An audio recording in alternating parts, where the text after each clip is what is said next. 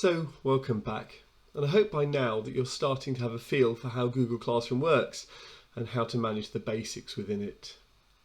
Today I'm going to be telling you about possibly the most useful point of Google Classroom, and that's its integration with Google Docs. And this means that you can set a homework as a Google Doc. The students can then edit the information on the Google Doc and you can mark that same Google Doc. The work is done entirely online on a single document with no need for you to download documents, edit documents, re-upload documents, upload comments separately, or do any printing whatsoever. It also means that all of the documents and all of the comments on those documents are stored together in a very easily navigable system online, so that, for example, if there's a work trawl, you can simply provide a colleague with a link to a particular student, and your colleague will be able to look through, see all the work that was submitted and all of your comments on that work. So first, we need some sort of document. So I tend to write mine in Microsoft Office. And here is an example essay that I have written in Microsoft Word. 2,000 word essay broken down into a series of homeworks. The instructions are there within the document, and this is what is going to be uploaded to the students, so they will be able to read through and complete this section here in red. But first we need to convert this into a Google Doc. The easiest way to do this is to open up your Google Drive and simply drag the file into it. Once it has uploaded, you can open that file. At the top, you can open with Google Docs, and once that's open, you can go File, Save as Google Docs.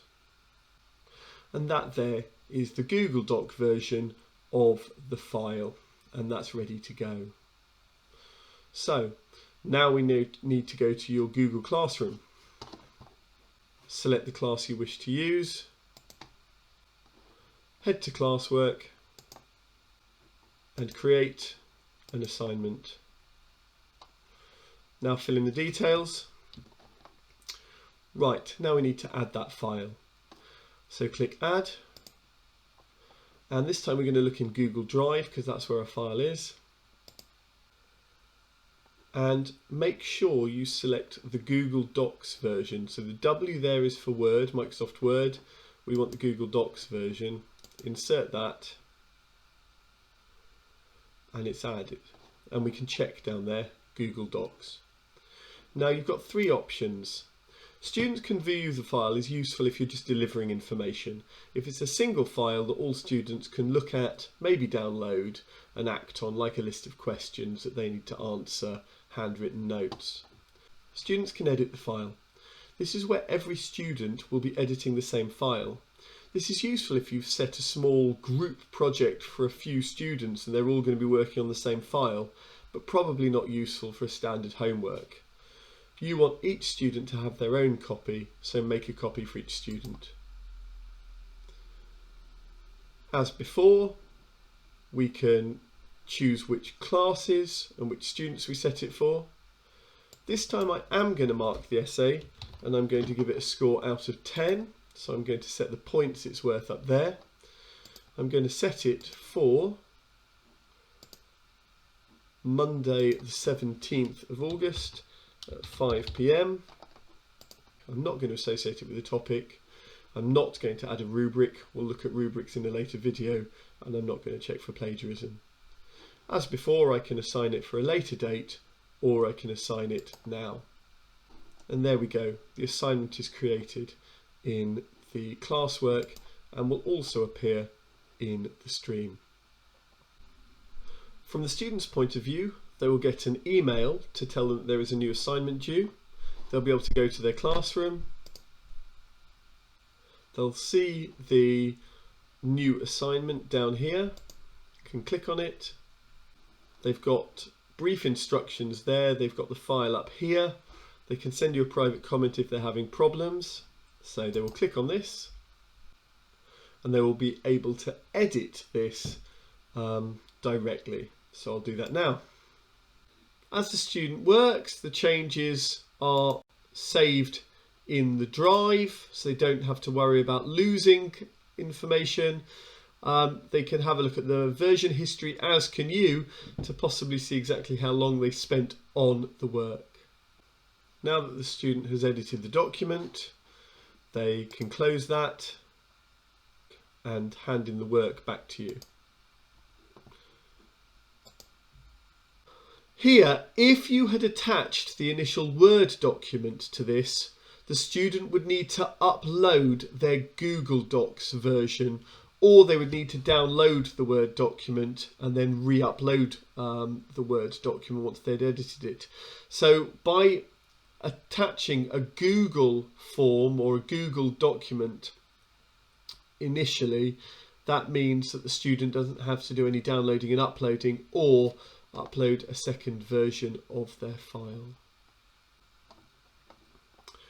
As the teacher now, if you look on your assignment, you will see that one assignment has been handed in and there are no assignments still to come in. So if you've got a class of 31, that might be 15 handed in, 16 still assigned. That means they have not yet been handed in. Click on a particular student and you will get this view. So the most important thing is to look up here, and suggesting mode is where you will be providing suggestions back to the student. It's a bit like reviewing an Office document. You can, if you wish, edit the document directly, but then your work will be indistinguishable from that of the student. So suggesting mode is almost certainly the best version. So I can edit the document, and any changes I've made are there as suggestions for the student. I can also add comments by highlighting sections of the text and finding the comment button here.